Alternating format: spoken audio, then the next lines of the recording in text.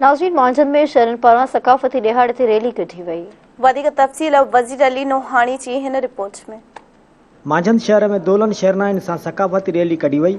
रैलीअ में नंढनि ॿारनि ऐं वॾनि सकाफ़ती वेस पहिरे वॾे अंग में शिरकत कई।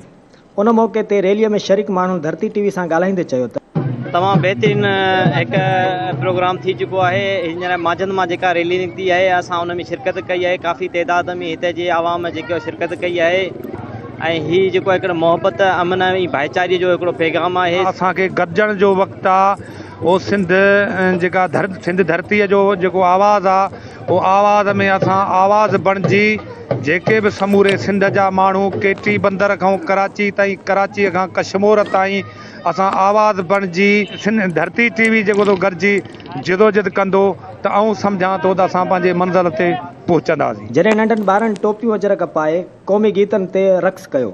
सकाफ़ती रैलीअ में सियासी समाजी धुरियुनि ऐं शहरनि वॾे अंग में शिरकत कई। कैमरामैन शाज़िब सां गॾु वज़ीर अली नोहानी, धरती टीवी न्यूज़, मांझन।